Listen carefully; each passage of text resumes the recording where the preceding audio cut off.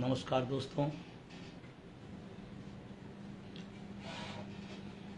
आज आप सबसे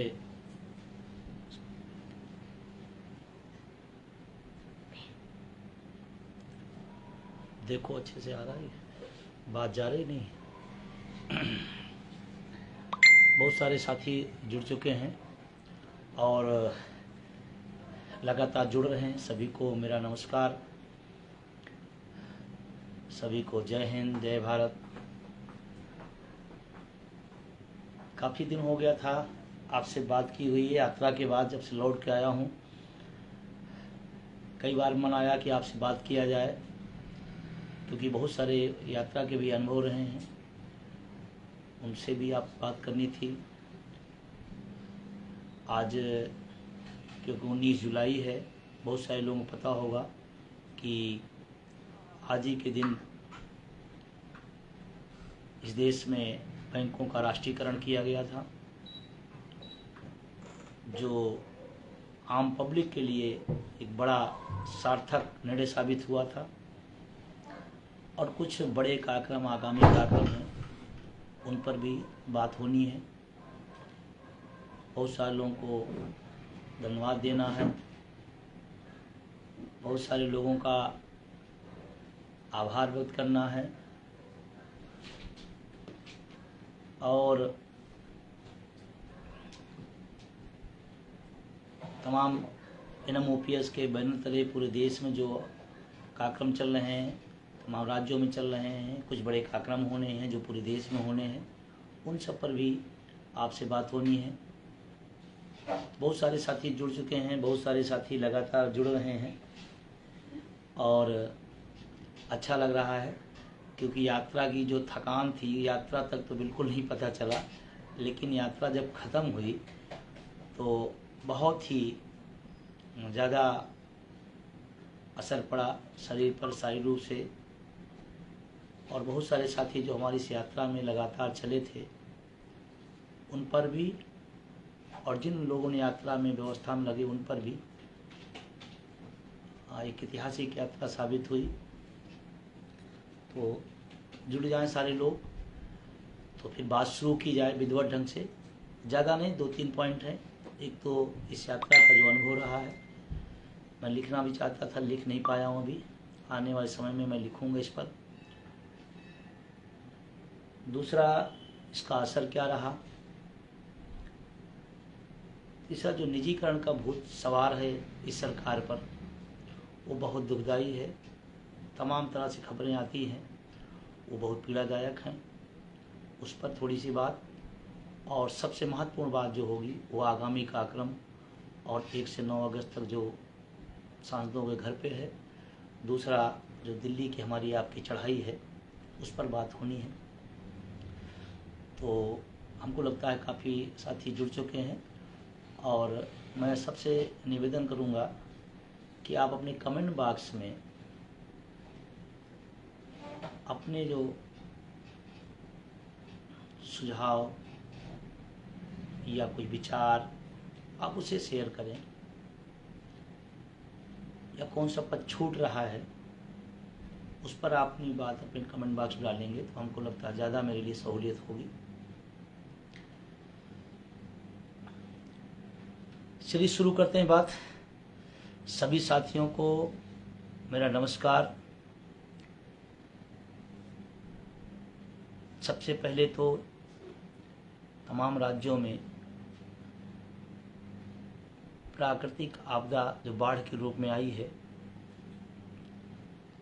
चाहे वो हिमाचल हो, चाहे उत्तराखंड हो, दिल्ली हो, या देश के तमाम भूभाग पर बाढ़ की जो चपेट में आए हैं, जो क्षति हुई है, वो बहुत पीड़ादायक है। बहुत देख करके उस तरह के दृश्य, जैसे बाढ़ में जिस तरह घर गाड़ियाँ बही हैं लोगों के। सोचो, आदमी अपनी पूरी ज़िंदगी की पूंजी लगा के घर खड़ा करता है, एक सामान आदमी, और एक झटके में अगर सब कुछ बह जाता है, तो मैं तो उनके साहस को धन्यवाद दूंगा कि वो किस हालात में ज़िंदा रहते हैं। ये बहुत बड़ी त्रासदी है। मैं प्रार्थना करता हूँ कि ऐसे लोगों को हिम्मत और संबल मिले और सरकार थोड़ा इन चीज़ों पर क्षणिक नहीं बल्कि एक अस्थायी प्रोग्राम बनाए, क्योंकि ये जिन जगहों पे आती है हर बार आती है। शायद सरकारें उस पर बहुत ज़्यादा कोई लॉन्ग टर्म प्लान नहीं बना पाती हैं। इस पर सरकार को विचार करना चाहिए। बाढ़ क्षेत्र पहले से पता होते हैं, उनकी व्यवस्था और एक लंबी कार्य योजना बनाई जाए तो अच्छा रहेगा। जो जन क्षति होती है जन धन की, वो बहुत ही देश के नुकसान है, देश के लिए नुकसानदेह है।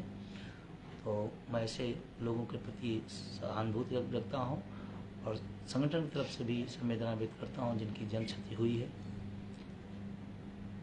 क्योंकि ये जो हमारा आंदोलन है ये पूरे देश के लिए है और सबके लिए है। और बहुत सारे परिवार उसमें प्रभावित हुए हैं, बहुत सारे हमारे लोग भी उसमें काफ़ी सहयोग कर रहे हैं और करना भी चाहिए मानवीय दृष्टिकोण से, क्योंकि मानवता रहेगी, मानवीय संवेदना रहेंगी, तब भी सारी चीज़ें होंगी। यात्रा की बात करें, एनपीएस निजीकरण भारत छोड़ो यात्रा। सबसे पहले मेरे जो भी दर्शक हैं, जो भी सुन रहे हैं, मैं सभी को आभार और धन्यवाद व्यक्त करता हूं। उस यात्रा में प्रत्यक्ष अप्रत्यक्ष जिन लोगों ने मेहनत किया, जिन लोगों ने पसीना बहाया, जिन तमाम सहयोगी संगठनों ने इस यात्रा को सफल करने में अपना योगदान दिया, चाहे वो प्रदेश के हों चाहे देश के हों, मैं सबके आभार व्यक्त करता हूं। इस ऐतिहासिक और सफलतम यात्रा शिक्षक कर्मचारी इतिहास में कभी भी 18,000 किलोमीटर की यात्रा, इतनी 33 दिन की लंबी यात्रा हमारी जानकारी में तो कभी नहीं रहा है। और ये तो ऐतिहासिक डेट के माध्यम से भी थी और दूरी के माध्यम से थी, लेकिन उससे बड़ी जो चीज़ सबसे बड़ी थी, लोगों का जो उत्साह था और जो समर्पण भाव था, वो अपने आप में अद्भुत था। मैं इस बात को इसलिए कह रहा हूँ कि दिन के उजाले में संगठनों के पदाधिकारियों की बैठक बुलाई जाती है, लोग नहीं आते हैं। रात के अंधेरे में 12 बजे, 1 बजे, ढाई बजे पानी बरस रहा है, उसके बाद भी लोग डटे हुए हैं। ये एक संकेत है इस देश के लिए, देश के लोगों के लिए, कि अपने हक के लिए लोग जो है जाग गए हैं, रात के अंधेरे में भी जाग गए हैं। चाहे वो भागलपुर का हो, चाहे चंपारण की वो जगह रही हो, गांधी जी को मैं फिर से नमन करता हूँ। और मुझे बहुत अच्छा लगा कि मैं उनकी कर्मभूमि पर पहुँचा और हमारे साथी पहुँचे। चाहे भागलपुर की वो सभा हो, चाहे वो रात के समय हाईवे पर जो मात शक्तियाँ मिली रात के 12 बजे, चाहे छपरा का रेलवे स्टेशन रहा हो, 6 बजे टाइम दिया, 12 बजे रात पहुँचा, फिर भी लोग उपस्थित रहे। चाहे बलिया का वो बागी बलिया का जो स्वभाव था, उसने अपने कलेवर को दिखाया। फिर आप आगे बढ़ते हैं इस यात्रा को लेकर के, चाहे वो आपका बनारस का रेलवे का और तमाम सारे संगठनों का सहयोग रहा हो, वो प्रधानमंत्री के सरजमी पे इतना बड़ा जनसैलाब, दोपहर में जब 45 का टेम्परेचर हो, मोटरसाइकिल से जो जुलूस बनारस के अंदर घूमा, अद्वितीय है। मैं बनारस के तमाम साथियों को मैं धन्यवाद बधाई देता हूँ, सभी लोगों का। फिर वहाँ से कारवां आगे बढ़ता है, चाहे इलाहाबाद की चंद्रशेखर जी की मूर्ति हो, जो विशाल इलाहाबाद की धरती पर आया। आगे जो बढ़ते बढ़ते कारवां, चाहे प्रतापगढ़ हो, सुल्तानपुर का वो लंबा रेला, रायबरेली के रात 12 बजे एक भी कुर्सियाँ खाली न रहना। लखनऊ जो नवाबों की नगरी बोली जाती है, किसी संगठन के लिए बहुत टफ होता है लखनऊ के कार्यक्रम को सफल करना, लेकिन 8 जून की जो लखनऊ और लखनऊ की टीम का जो जोरदार प्रदर्शन, सीतापुर वो विशाल मैदान, वो विशाल समूह, शाहजहांपुर रात 12 बजे, 12:30 बजे वहाँ पहुँचना, लोगों का इंतज़ार करना, बैठे रहना अपने मुद्दे के लिए, मुझे बहुत सुकून देता है कि लोग अब अपने हक के लिए जाग गए। फिर चाहे बरेली का वो पुल का नज़ारा, फिर चाहे आप उत्तराखंड जब पहुंचते हैं तो रुड़की प्रवेश के समय से लेकर के और विकास नगर जो अद्भुत है, एक ब्लॉक विकास नगर उत्तराखंड का, अद्भुत कार्यक्रम, बहुत अद्भुत। मैं वहाँ की टीम को स्पेशल बधाई देता हूँ। फिर वहाँ से निकल करके जब चाहे सहारनपुर आया हूँ, चाहे आप इस दौर में अलीगढ़ हो, फिरोजाबाद हो और फतेहपुर ने तो सारे कीर्तिमान स्थापित कर दिए, सारे कीर्तिमान ध्वस्त कर दिए। और रात के 12 बजे फिर बांदा में, फिर आप मध्य प्रदेश के जब चौखट पर जाते हैं, वहाँ की जो उत्साह और उमंग लोगों का, और उसमें जबलपुर का जो मशाल जुलूस, मैं ऑर्डिनेंस के साथियों को, रेलवे के साथियों को और जबलपुर के NMOPS की पूरी टीम को, रात के 10 बजे मशाल जुलूस, इतना विशाल मशाल जुलूस, अनुशासन में मशाल जुलूस, ये OPS की मशाल जल्दी, रतलाम, बेहतरीन कार्यक्रम। फिर आप मध्य प्रदेश के तमाम जगहों पर पहुंचते पहुंचते जो लास्ट में खरगोन के लोगों को NMOPS परिवार की तरफ से मैं स्पेशल बधाई देता हूं। जो सम्मान, जो स्नेह, जो उन्होंने अपनी क्षमता, कार्य क्षमता दिखाई, अद्वितीय है। फिर हम महाराष्ट्र के बॉर्डर पहुंचते हैं, वहाँ पर बीतेश जी और उनकी पूरी टीम और तमाम महाराष्ट्र की जगह जगह पर, शिवाजी की भूमि पर, और फिर वो खंडवा का 2:30 बजे का, तो मध्य प्रदेश में ही है, खंडवा 2:30 बजे रात में पानी बरस रहा था। रात के अंधेरे में बच्चे और महिलाएं भी इस यात्रा में शामिल थी। समय दिया गया था 7 बजे, रात के 2:30 बजे पहुंचा हूँ। मुझे तो ये सब घटना देखकर ऐसा लगता है शायद आज़ादी की लड़ाई जब लड़ी जा रही थी तो ऐसे लोग दीवाने हुए होंगे जैसे आप सब ने दिखाया। फिर वो महाराष्ट्र की जो व्यवस्था, मैनेजमेंट, टाइम पर कार्यक्रम, जब और जगह में फैल रहा टाइम में, लेकिन महाराष्ट्र में टाइम का बहुत ही सही समय पर पहुंचना, सारे कार्यक्रम व्यवस्थित हुआ। और नासिक का जो समापन हुआ, आदुती कार्यक्रम, जिन क्षेत्रों में पहुंची है यात्रा, वहाँ के भी साथियों को, जिन लोग नहीं पहुंच पाए किसी कारण पर, उनका भी धन्यवाद देता हूँ। और इस यात्रा का मेरा अनुभव रहा जो मेरे लिए बहुत प्रेरणा स्रोत रहा। जिस तरह के स्नेह प्यार लोगों का मिला है इस संगठन को, इस आंदोलन को, हम समझते हैं आज़ाद भारत में इतना समर्पण, इतना स्नेह शायद ही किसी आंदोलन को मिला, और लोग दिल से थे। यहाँ कोई सांसद, विधायक, मुख्यमंत्री नहीं थे कि कोई नाली के लिए आया है, सड़क के लिए आया है, नल के लिए आया है, ट्रांसफार्मर के लिए आया है। सब लोग स्वतः अपने से आए थे, कोई किराए पर नहीं लाया गया। ये अपने आप में बहुत बड़ी बात है।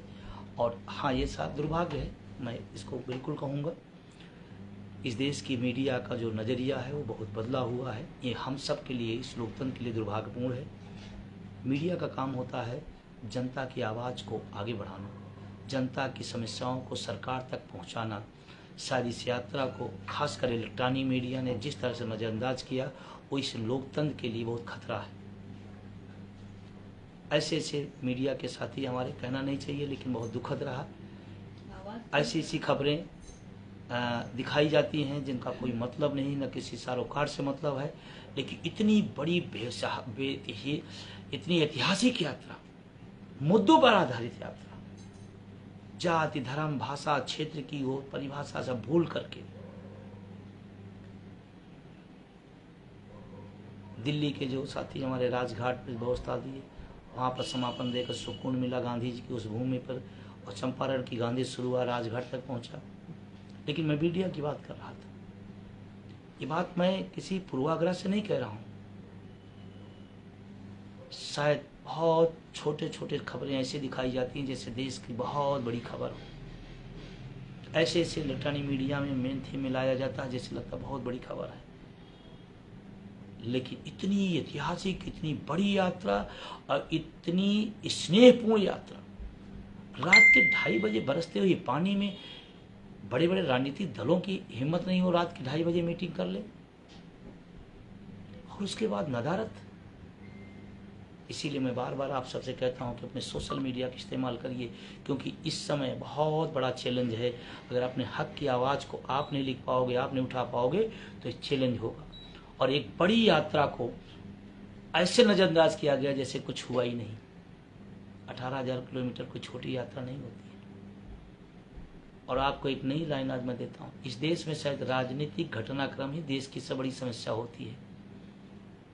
एक विधायक इधर से उधर जाता है, एक पार्टी का आदमी दूसरी पार्टी जाता है, पूरे देश की मेन मीडिया शायद उसी को समस्या मानती है, जबकि इस देश में सामाजिक सुरक्षा समस्या है, रोजगार समस्या है, महंगाई समस्या है और चिकित्सा समस्या है। इन पर शायद नहीं दिखा करके ये इधर भागे, उधर पार्टी छोड़े, इधर पार्टी, वही देश की खबर हो गई और देश का आदमी उसी में उलझा हुआ है। मैं इस यात्रा के अनुभव की बात बता रहा हूँ। आपको सचेत होना पड़ेगा और आपको ऐसी चीजों को बहिष्कार करना पड़ेगा। एक पार्टी का नेता दूसरी पार्टी में जाता, सबसे बड़ी खबर होती है। खबर ये होनी चाहिए कि 6 महीने से वैकेंसी पड़ी हुई, रिजल्ट निकला हुआ है, लेकिन ज्वाइनिंग नहीं मिली, खबर ये होनी चाहिए। इस देश के अर्धसैनिक बलों को पेंशन हाई कोर्ट के निर्देश के बाद भी सुप्रीम कोर्ट जाकर रुकवाना, खबर ये होनी चाहिए थी। देश की सीमा पर हमारा गरीब किसान मजदूर का बेटा सेना में जाता है, देश की जज्बा सेवा लेके जाता है, उसको सामाजिक सुरक्षा नहीं देते। इस पर चैनल क्यों नहीं बोलते हैं? इस पर डिबेट क्यों नहीं होती है? इस पर सत्ता पक्ष से विपक्ष से सवाल क्यों नहीं पूछे जाते हैं? सत्ता अपनी बात बताए, विपक्ष उस आंदोलन को बढ़ाने की बात बताए। लोकतंत्र में सबका काम है। और इसीलिए मैं अपने बुद्धिजीवी साथियों से और मैं कहना चाहता हूं, जब इस तरह की समस्याएं संकट देश पर आते हैं, समाज पर आते हैं, तो सबसे ज़्यादा बड़ी भूमिका बुद्धिजीवियों को हो जाती है। उससे ज़्यादा बुद्धिजीवी के साथ जो रोजगार परक हैं, नौकरियों में हैं, उनकी सबसे बड़ी होती है, क्योंकि भूखे पेट में विचार नहीं आता, ये ध्यान रखना है। तो आज अगर इस देश की जितनी बड़ी संकट हमारे आपके सामने दिख रहे, तो सबसे ज़्यादा पढ़े लिखे और नौकरी पेशा लोगों की सामाजिक और राष्ट्रीय जिम्मेदारी बनती है कि मुखर हों, बोलें, आवाज़ उठाएं, लिखें। यह आपको करना पड़ेगा, ये कहना पड़ेगा। अगर देश का बुद्धिजीवी तबका चुप हो जाएगा तो आप किससे उम्मीद करेंगे कि कोई उठाएगी बात, कोई रखेगा बात, कोई कहेगा बात? नो। एनएमओपीएस पुरानी पेंशन निजीकरण के समर्थन में और निजीकरण के खिलाफ है। पुरानी पेंशन के समर्थन में है, निजीकरण के खिलाफ है। और आज 19 जुलाई है, आज ही के दिन इस देश में बैंकों का राष्ट्रीयकरण हुआ था और उस राष्ट्रीयकरण का फायदा हुआ था कि पहले शहर में थे और उस सरकार के राष्ट्रीयकरण से गांव में बैंक पहुंचे, सुलभ हुआ गरीबों के लिए, आम आदमी के लिए बैंक सुलभ हुआ। राष्ट्रीयकरण इस देश की आम जनता का सवाल है। बैंक का निजीकरण हो जाता है तो आदमी सोचता मेरा नुकसान नहीं है, ट्रेन का निजीकरण हो जाता है तो लोग सोचता मेरा नुकसान नहीं है। अरे किसी ट्रेन का नाम लिख देने से उसके किराए बढ़ जाते हैं, सुविधाएं न बढ़े, वो जनता का ही नुकसान है। आप अच्छी बसें ट्रेन दीजिए, अच्छी बात है, लेकिन क्या इस दौर में पैसेंजर ट्रेनों की आवश्यकता नहीं है? कहना चाहता हूँ, आप चलाइए, सुविधाएं दीजिए, जितना किराया ना उसी लिए, लेकिन इसका मतलब नहीं कि पूरा भारत वही है। वो 10% लोगों का भारत है। और मैं जनता से भी के बीच में आप सबसे कहना चाहता हूँ कि रेल का निजीकरण होता है, इसका मतलब आम जनता के ऊपर भार पड़ रहा है। बैंक का निजीकरण होता है, आम जनता के पैसे को मारा जा रहा है। आज मेरे पास बैंक के कई साथियों का फ़ोन आया, उन्होंने कहा सबसे पीड़ा में सर बैंक कर्मचारी इस समय है। मैं समझता हूँ उनका दर्द, क्यों कहते हैं स्टाफ कम है, काम ज़्यादा है। सरकार की जितनी सारी योजनाएं सबकी बैंकों पर डाल दी जा रही है, बैंकों पर डाल दी। आप इसको करो और एक पूरा न दूसरा पूरा न चौथा नहीं 10वां। मतलब सरकारी कर्मचारी काम भी करे, सबसे ज़्यादा सरकार के उसके योजनाओं को जनता तक पहुंचाने का काम करे, और सबसे ज़्यादा निकम्मा भी घोषित करने में यही सरकारें होती हैं कि सरकारी कर्मचारी काम नहीं करता। और ये परफेक्शन जनता के बीच बैठाया जा रहा है, इसको आपको तोड़ना पड़ेगा। रेल का निजीकरण होता है, कर्मचारी का नुकसान नहीं, आम जनता का नुकसान होता है। सरकारी संस्थाएं खत्म होती है तो सिर्फ कर्मचारी का नुकसान होता है, इस देश के नौजवानों को नुकसान है। और अभी निजीकरण का जो खेल चल रहा है, अभी स्कूल को एक दे दिया गया प्राइवेट सेक्टर में, एक जिले की घटना थी। क्या सरकार फेल हो गई? और हम आप जानते हैं कुछ सरकारी व्यवस्था फेल हो रही है और उसको अगर निजी हाथों में दिया जाए इसका मतलब सरकार की फेल हो रही है, कर्मचारी की फेल हो रही नहीं है। आप फेल हो रहे हैं, सरकार फेल हो रही है, माननीय मुख्यमंत्री और प्रधानमंत्री जी की फेल हो रही है। हम तो काम करने को तैयार हैं। बहुत बड़ा सवाल है। निजीकरण का दर्द को समझना पड़ेगा आप सबको। अभी नई शिक्षा नीति में सिलेबस में ला दिया गया प्राइवेटाइजेशन अच्छी चीज़ है, कीमतें बढ़ाना ट्रांसपोर्ट का अच्छी चीज़ है। ICSE बोर्ड के हाई स्कूल परीक्षा हाई स्कूल बोर्ड में है, भूगोल के चैप्टर में वहाँ लिखा गया नई शिक्षा नीति की प्राइवेटाइजेशन अच्छी चीज़ है, देश के हित में है, जनता के हित में है। कितना ज़्यादा झूठ पढ़ाया जाएगा। दूसरी बात, हमारे हरियाणा के साथियों ने वीरेंद्र धारीवाल के नेतृत्व में एक बहुत अच्छी यात्रा निकाली गई, जबकि ये राष्ट्रीय कार्यकारिणी का फैसला था, पूरे देश में चलना था। बहुत सारे लोगों ने कर नहीं पाए, कुछ लोगों ने उस पर विचार नहीं किया। ये अच्छी बात नहीं है। कोई भी फैसला अगर राष्ट्रीय कार्यकारिणी को होता है तो सबकी जिम्मेदारी है, सब जगह होना चाहिए। जैसे अभी हमारे महासचिव के नेतृत्व में तेलंगाना में बहुत अच्छी यात्रा चल रही है। मैं पूरी टीम को, महासचिव सहित पूरी टीम को धन्यवाद देना चाहता हूँ और मैं साथियों से अपील करना चाहता हूँ, जब भी NMOPS का कोई कार्यक्रम लगे, आप तमाम चीज़ों को पीछे छोड़ करके उस कार्यक्रम को सफल बनाएं, क्योंकि सच यही है कि इस देश में एक अखिल भारतीय बैनर है जो पुरानी पेंशन की लड़ाई पूरी शिद्दत ईमानदारी से लड़ रहा है। ये बात मैं नहीं कर रहा हूँ। यात्रा के बीच में हजारों संगठनों के पदाधिकारी जो दूसरे संगठनों के थे वो मुझसे आके बात कहे कि सच है, लड़ाई अगर कोई लड़ रहा है तो आपके सारथी लोग और आपका संगठन लड़ रहा है। ये मेरे सुन करके बहुत फख्र की बात हुई, बड़ा अच्छा महसूस हुआ। संगठन के दूसरे पदाधिकारी हैं, लेकिन सच कहे कि मेरा संगठन भी नहीं लड़ रहा जिस शिद्दत से आप सब लड़ रहे हो। ये बहुत बड़ी बात है, संगठन की उपलब्धि है, बहुत बड़ी उपलब्धि है कि लोगों के अंदर इतना विश्वास है कि दूसरे संगठन के पदाधिकारी कह रहा मेरा संगठन इतना अच्छा नहीं लड़ रहा, इतना अच्छा आप लड़ रहे हो और सच्ची लड़ाई यही लड़ रहे हैं, इतना तक कहना। हम पूरे अपने, चाहे अटेवा हो चाहे NMOPS हो, तमाम हमारे सहयोगी संगठन हो, मैं सबके लिए गर्व की बात है। तो मैं आप सबसे कहना चाहता हूं कि आप सब जिम्मेदार व्यक्ति हैं, अपनी जिम्मेदारियों को महसूस करें। जिम्मेदारी अगर मिली है तो उसको निभाएं। इस आंदोलन में अपनी भूमिका खिलवाड़ के रूप में न लाएं। और मैं पूरे देश के तमाम शिक्षक कर्मचारी संगठन में सबका नाम ले पाऊंगा, किसी को लूंगा किसी को नहीं लूंगा तो गड़बड़ हो जाएगा। मैं देश के तमाम शिक्षक कर्मचारी संगठनों से विनम्र अपील करता हूं कि इस बड़ी लड़ाई में आप सारी बात पीछे छोड़ें और इस आंदोलन में NMOPS का आप साथ दें। 1 से 9 अगस्त तक सांसदों के घर पर घंटी बजाओ अभियान है। इसमें आप गुटों की, पदों की और संगठनों की सीमाएं तोड़ें और खास करके NPS वाले समझें। बहुत सारे हमारे NPS वाले कहते हैं मैं उस संगठन का पदाधिकारी इसलिए नहीं आया, ऐसे भी कुछ लोग मिले, आना चाहता हूं लेकिन संगठन, यार संगठन किस लिए है? आपके हितों के लिए है। और आपके हितों की अगर सुरक्षा वहां नहीं हो पा रही तो जो लड़ रहा है उसके साथ खड़े हो जाओ। पेंशन आपको चाहिए और आप इतने लाचार और मजबूर हो गए कि संगठन नहीं कह रहे इसलिए नहीं आ रहे। हद हो गई यार। आपको तो मजबूर संगठन को करना चाहिए कि मेरी हक की लड़ाई है, मैं आपके साथ खड़ा हूं, आपके साथ संगठन में रहता हूं, आप इस संगठन का साथ दीजिए और ईमानदारी लड़े तो आपको साथ खड़ा होना चाहिए। आप संगठन को मजबूर करें, संगठन से मजबूर ना हो। और अगर संगठन से आप मजबूर हो गए तो फिर पेंशन जैसी चीज को आप भूल जाओ। जब आप इतनी बड़ी चीज को एक मजबूरी में आप खुद नहीं शामिल हो पा रहे हो तो ऐसे संगठन में रहने की क्या आवश्यकता है। जिन संगठनों ने सहयोग किया है, खुले मन से किया है, मैं उनका सबका आभार व्यक्त करता हूं।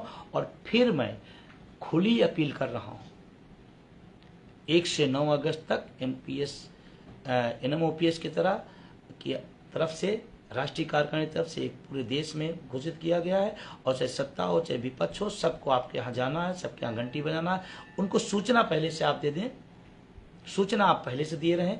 1 से 9 अगस्त के बीच जब भी वो समय देते हैं आप जाइए और आपके जिले में जितने भी सांसद हैं, चाहे वो लोकसभा के हों चाहे राज्यसभा के हों, और ख़ास करके जहाँ जल्दी चुनाव होने वाला है वो अपने विधायकों को भी पकड़ें। यहाँ तो लोकसभा का चुनाव है इसलिए सांसदों को कहा गया है राष्ट्रीय कार्यकारिणी, लेकिन मेरी ऐसा कर रहा है कि जहाँ पर विधानसभा चुनाव जल्दी होने वाले हैं उस सांसदों को भी पकड़ें, अपने अपने क्षेत्र के विधायकों को भी पकड़ें, उनके यहाँ भी घंटी बजाओ अभियान का कार्यक्रम चलाएं। इससे शायद वो आपकी बात को अपनी पार्टी में अच्छे ढंग से रखेंगे। तो आगामी जो कार्यक्रम है और तमाम राज्यों में अलग अलग तरीके से और कार्यक्रम चल रहे हैं। जैसे उत्तर प्रदेश में 30 जुलाई को पहली बार किसी संगठन द्वारा नारी शक्ति पेंशन अधिकार महासम्मेलन 30 जुलाई को लखनऊ में रखा गया है, जिसमें महिलाओं की योजना होगी, परियोजना होगी, उनकी व्यवस्था होगी, वही सारा कुछ महिलाओं के ऊपर ही रहेगा। तो मैं खासकर उत्तर प्रदेश के जो मातृशक्तियाँ हैं मैं उनसे निवेदन करूँगा आप भी अधिक अधिक संख्या में 30 जुलाई को लखनऊ आए और एक यूनिक कार्यक्रम होगा ऐसी अपेक्षा की जाती है। और फिर महिलाओं की जो भागीदारी तमाम राज्यों में रही है, लेकिन उत्तर प्रदेश में महिलाओं की भागीदारी बहुत शानदार रही। मैं मातृशक्तियों को भी स्पेशल बधाई देता हूँ। दूसरा जो सबसे बड़ा और सवाल है 1 अक्टूबर, ज़्यादा तो प्रयास करें ट्रेन से, अधिकतम प्रयास करें ट्रेन से। और जो भी साथी ट्रेन के टिकट मिल जा रहे हैं, सीटें मिल जा रही हैं, आप उसको कराएं। अगर वेटिंग है तो आप खिड़कियों से टिकट ले लें, वेटिंग ही ले लें, लेकिन खिड़कियों से लें, ऑनलाइन नहीं लें। खिड़कियों से लेंगे तो आप उसमें ऑथराइज होंगे और जो भी ट्रेन दिल्ली जा रही है वो आपको दिल्ली पहुंचाएगी। थोड़ा कष्ट भी होगा, सह लिया जाएगा। बुढ़ापे की उस दर्द से तो जवानी में ये दर्द बहुत छोटा होगा। दूसरा तमाम सारी समस्याएं आती हैं, आर्थिक समस्याएं। तमाम राज्यों में NMOPS का एक विशाल परिवार है, अपने अपने स्तर से तमाम तरह के सहयोग करते रहते हैं लोग। मैं कहता हूं कि आप ज़रूर सहयोग करें। अगर इस लड़ाई को आप जीतना चाहते हैं, आप इस लड़ाई को, इस बुढ़ापे की लाठी को आप पाना चाहते हैं, तो आपको सहयोग करना पड़ेगा। अगर आपकी लड़ाई आप नहीं करेंगे तो फिर कौन करेगा? और जो लोग दिन रात तमाम संगठनों के, तमाम देश के, प्रदेश के, ज़िले के, ब्लॉक के जो पदाधिकारी दिन रात भागते हैं, आप उनका अंदाज़ा लगा लो तो कई हज़ार का पेट्रोल फूंक देते हैं और आपके पास 100-200 रुपये के लिए जाते हैं तो आप कहते हो कि 200 क्या होगा, क्यों होगा? आप सोचो, साल भर के लिए 200 रुपये अगर लिया जा रहा है और आपके बुढ़ापे की लाठी, और NMOPS 365 दिन काम करता है। एक संगठन पूरे देश के अंदर है जो 365 दिन काम करता है। किसी राज्य में कुछ चल रहा है, किसी राज्य में कुछ चल रहा है, कहीं पर कुछ चल रहा है। 365 दिन इस पुरानी पेंशन की लड़ाई लड़ रहा है NMOPS और उसके सहयोगी संगठन। कोई छोटी बात नहीं। और आप सोच के देखो, इतनी बड़ी लड़ाई को इतने हल्के में आपको मिल जा रही है। और NMOPS के पास उपलब्धियां हैं। तमाम शिक्षक कर्मचारी संगठन में नाम नहीं लेना चाहता हूं, बिना उपलब्धियों के आपसे 1000 गुना ले जाते हैं और उनके कार्यकाल में उपलब्धियां घटी हैं, बढ़ी नहीं। NMOPS ने तो आपको 4-4, 5-5 राज्यों में परिणाम दिया है, आने वाले टाइम में और आएगा। फिर आप इतनी हिचक क्यों? आप देखो अपने ब्लॉक में देखो, एक ब्लॉक का पदाधिकारी भागता है, दौड़ता है दिन भर। सोचो आप, वो कितना पेट्रोलिंग खर्चा कर रहा है, क्या के लिए उसको पेंशन मिलेगी? और आप चंद रुपए के लिए उसे 1000 सवाल पूछते हैं। अरे आपको तो ये कहना चाहिए, ये तो आपने कम रखा, हमसे आप ले ज़्यादा ले जाओ, आप बहुत अच्छी लड़ाई लड़ रहे हो, हम समय नहीं दे पा रहे, हम घर से निकल नहीं पा रहे, आप तो लड़ रहे हो, आप तो और करो और ले जाओ आप, तो अच्छा लगे उस व्यक्ति को भी, उस जिले के पदाधिकारी को भी, उस प्रदेश के पदाधिकारी को, उस देश के पदाधिकारियों को हिम्मत बढ़ेगी कि हम जिनके लिए लड़ रहे हैं वो हमारे साथ खड़े हैं। और अभी बड़ी रैली होनी है, तमाम सारी जिम्मेदारियां हैं, तमाम सारे खर्चे होंगे। अभी हम बहुत जल्दी अपनी राष्ट्रीय कार्यकारिणी की बैठक बुलाएंगे, उसमें तमाम सारी जिम्मेदारी बांटनी है, तमाम लोगों को काम देना है, क्योंकि समय बहुत नहीं रह गया है, कम रह गया है। तो दिल्ली की व्यवस्था के लिए, उसके मैनेजमेंट के लिए, उसकी आर्थिक व्यवस्था के लिए ये बहुत जल्दी राष्ट्रीय कार्यकारिणी बैठक होगी, उसमें तमाम सारी जिम्मेदारियां बांटी जाएंगी। और आप सब दिल्ली की पूरी ताकत के साथ आएँ। इस सरकार 24 के लोकसभा चुनाव का ये 1 अक्टूबर बहुत कुछ निर्णायक होगा। और ध्यान रखना, आप दिल्ली 2-2, 3-3 बार आए हो, पूरे देश के लोग आए हैं, बहुत बड़ा MOPS को सहयोग और प्यार मिला है। लेकिन तब आए थे जब ये आंदोलन शुरू हो रहा था और प्रणाम के नाम पर कुछ नहीं था। तब आपने कई कई लाख दिल्ली आए थे।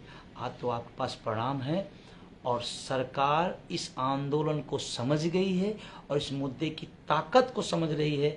आपकी गतिविधियों पर आपके संगठन का नज़र हो या ना हो, आपके पदाधिकारी या आपके समर्थकों पर नज़र रखते हो ना रखते हो, आपके आंदोलन का सरकार पूरी नज़र रखती है।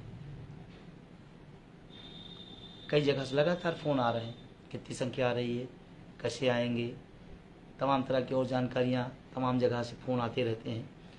हमारे और हमारे तमाम सारे पदाधिकारी इन तमाम चीज़ों को फेस करते हैं, बहुत सारे दर्द सहते रहते हैं, बहुत सारी चीज़ आप तक नहीं लाइव कही जा सकती है। तमाम पीड़ाओं के बाद इस आंदोलन को लोग लेकर चल रहे हैं। और जिन राज्यों में पेंशन बहाल हो गई है, मैं तमाम खुली बात कह रहा हूँ, आपकी जिम्मेदारी दोहरी हो गई है। कल आप कहते थे संघर्ष करो, हम तुम्हारे साथ हैं। आज अगर आपको पेंशन मिल गई, खुशी की बात, बधाई की बात है, लेकिन इस संघर्ष में आप साथ खड़े होइए। दोहरी जिम्मेदारी आप पर है। ये दिखाने का और बताने का टाइम है कि नहीं, हमारा मुद्दा तब भी था और हमारा मुद्दा तब तक रहेगा जब तक इस देश के प्रत्येक लोगों को पेंशन नहीं मिल जाती है। तब तक इस आंदोलन में आपको साथ रहना है। और आपका तो मुद्दा भी एक बड़ा है, आपके राज्यों की समस्या है, जो पैसे वापस नहीं करी केंद्र सरकार। आप पूरी ताकत के साथ आइए। दिल्ली में ये विषय इसी आंदोलन का अंग है और इसी बैनर का अंग है कि पैसा क्यों नहीं वापस करा जा रहा है।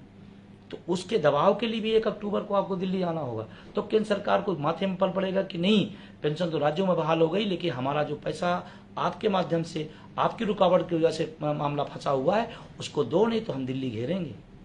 ये तमाम राज्यों की जो पेंशन बहाली हो गई उनके लिए एक संदेश है।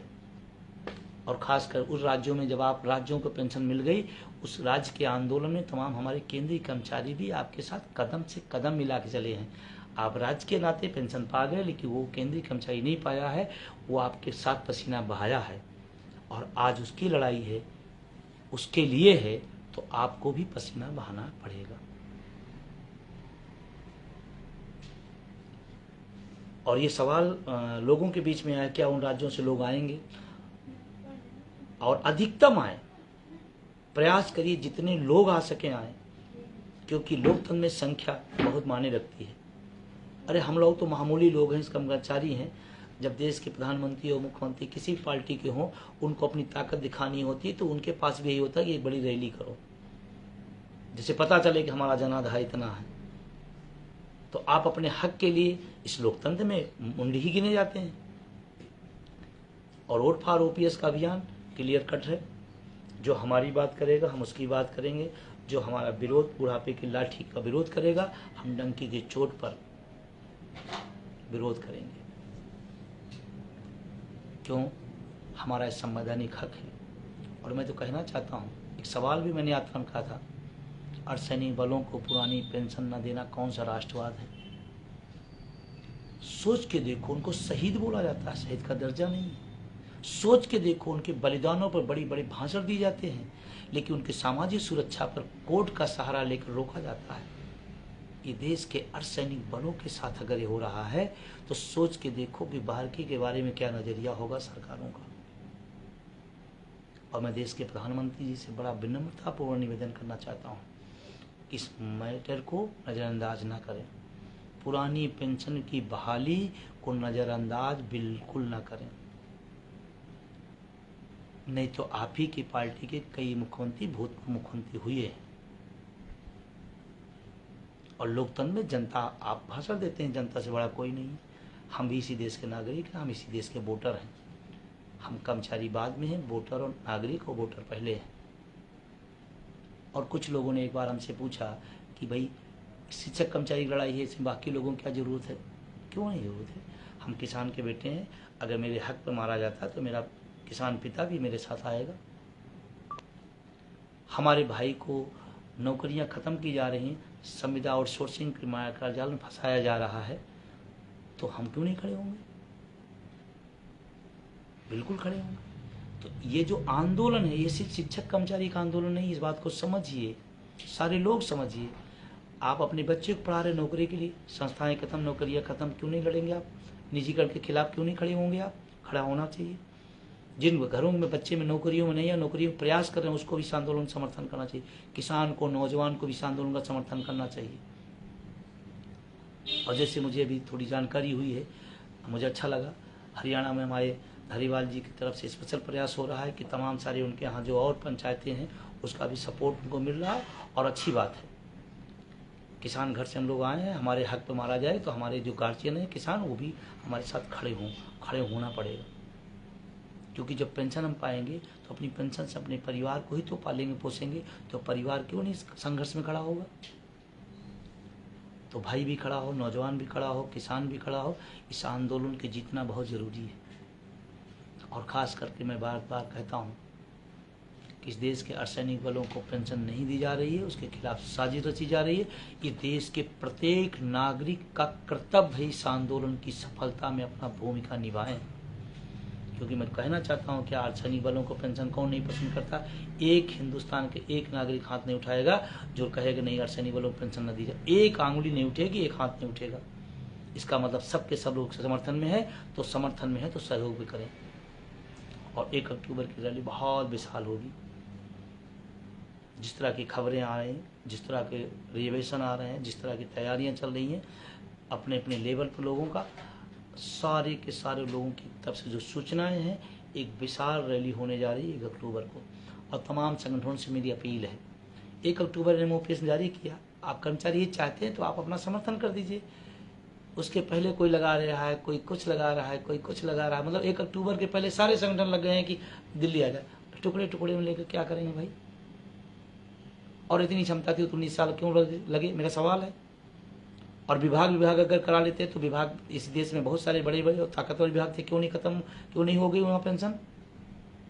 आप बांटिए नहीं, आप इधर उधर आंदोलन को गुमराह नहीं करिए प्लीज। मैं सबसे बड़ी अदब और विनम्रता से कहना चाहता हूँ, 1 अक्टूबर की आप अगर तैयारी कराते हैं, 1 अक्टूबर का समर्थन करते हैं, तो आप समझिए कि आप पुरानी पेंशन के समर्थन में खड़े हैं। अदरवाइज आंदोलन को आप इधर उधर करने की तैयारी, और इसके अलावा कुछ नहीं। और ये खासकर नौजवानों को बात समझनी पड़ेगी। जब 1 अक्टूबर घोषित हो गए तो उसके पहले भी बाद में घोषित हुआ और बीच पहले घोषित कर लिए गए। क्यों घोषित कर लिए गए? आप कहते ना ये सब लोग एक आए, तो एक आह्वान था तो आप बड़ा दिखाते, बड़े थे, बड़ा दिखाते और आते समर्थन में। और मंच NMOPS का सबके लिए खुला है, जो भी समर्थन करेगा सबका सम्मान है।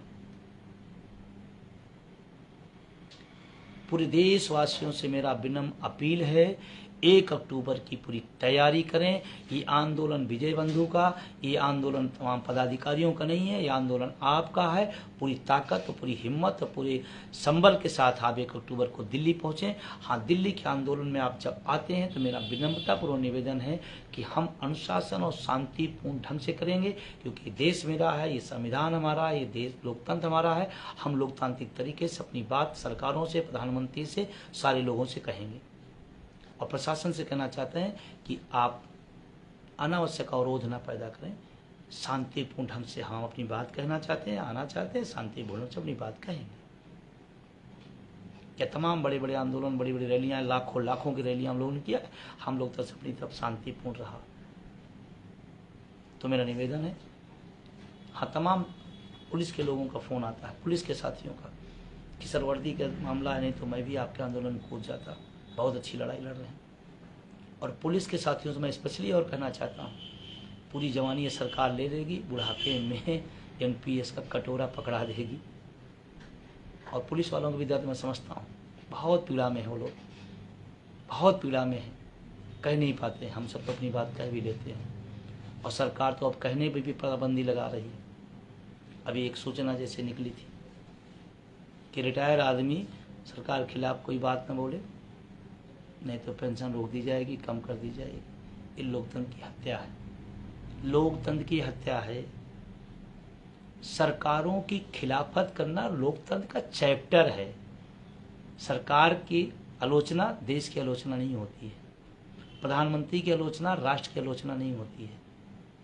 अगर होती तो आप भी तमाम राज्यों में जाके मुख्यमंत्री की आलोचना करते हैं, तो फिर उसको भी जोड़ दिया जाए कि उस राज्य की आलोचना कर रहे हैं।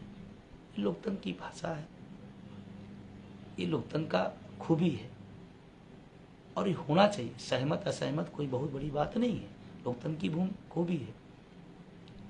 तो मैं सबसे पुनः निवेदन करते हुए अपनी बात को खत्म करूंगा कि जो NMOPS द्वारा आगामी कार्यक्रम है और 1 से 9 अगस्त का जो कार्यक्रम है उसको बहुत शांतिपूर्ण ढंग से आप जाएंगे, वहाँ सूचना पहले से आप दे देंगे, उनके जो भी स्टाफ है या वो सांसद जी हैं उनसे आप बात कर लेंगे, सूचना आप दे दें।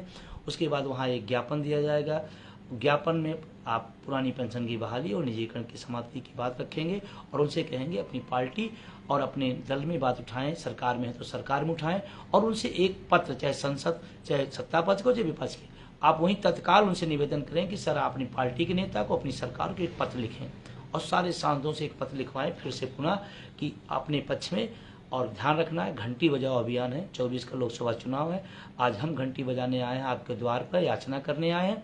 आप अगर हमारी बात नहीं सुनो, 24 का लोकसभा चुनाव है, फिर लोकसभा चुनाव में घंटी बजेगी, ये भी ध्यान रखना है।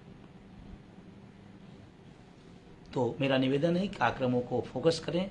1 से 9 अगस्त को थोड़ी सी भी मैं देख रहा हूँ जिस तरह से शिथिलता है, इसको थोड़ी सी और सारे लोग साथी इसको स्पीड पकड़ाएं। 1 से 9 अगस्त तक के कार्यक्रम बहुत ही यूनिक है और हर राज्य में होना चाहिए, हर सांसद के द्वार पर होना है। इस बात को ध्यान रखें, पूरे देश के तमाम राज्यों के तमाम राष्ट्रीय पदाधिकारियों से अपने अपने राज्यों में समीक्षा कर लें कि ये कार्यक्रम कितना अभी तक पहुंच चुका है, सूचनाएं पहुंच चुकी हैं नहीं पहुंच चुकी हैं। व्यापक रूप से इसको करें, इसका बहुत बड़ा असर जाएगा। मैं कह रहा हूँ अगर 1 से 9 अगस्त तक आपने इस कार्यक्रम किया तो हर राजनीतिक दल के बीच में उसी दिन चर्चा शुरू होगी कि पुरानी पेंशन इस देश का सबसे प्रमुख मुद्दा 2024 का होने जा रहा है। और विश्वास बनाए रखें। लास्ट कहूंगा कि हमारा मुद्दा पुरानी पेंशन, इतना याद रखना है। हमारा बैनर NMOPS है। 2 बातें याद रखिए, बाकी चीजें कोई मायने नहीं रखती हैं। तमाम चीजें संगठन है, तमाम चीजें होती जाती रहती हैं, लेकिन आपको अपना मुद्दा, अपना बैनर याद रखना है। और मैं फिर कह रहा हूं, अगर आपने इन कार्यक्रमों को सफल किया तो 2024 के पहले पर संभव है कि पुरानी पेंशन आपको मिल जाएगी। ये आपके ऊपर निर्भर करता है कि आप कितनी शिद्दत से इस दौर में जो टाइम बचे हैं आप अपना पसीना बहा लेते हैं। और किसी एक की जिम्मेदारी, हर उस शिक्षक कर्मचारी की जिम्मेदारी है, उसको आना पड़ेगा, खड़ा होना पड़ेगा और लड़ने वालों का साथ देना पड़ेगा। और लड़ कोई अगर इस देश के अंदर इस ईमानदारी से रहा तो NMOPS के साथ ही उनके सहयोगी संगठन और जो लोग अभी बाहर हैं उनसे भी मेरा निवेदन है, सहयोग करें। 1 अक्टूबर को सबका स्वागत है, सब लोग आए। हम किसी संगठन, किसी व्यक्ति का नाम ले, उससे बेहतर है पूरे देश के जितने भी शिक्षक कर्मचारी संगठन है, सबकी खुली अपील करता हूं कि सारे के सारे लोग इस आंदोलन में भाग दें। आप सबने मुझे सुना, बीच में फिर हम मिलते रहेंगे, बातें होती रहेंगी।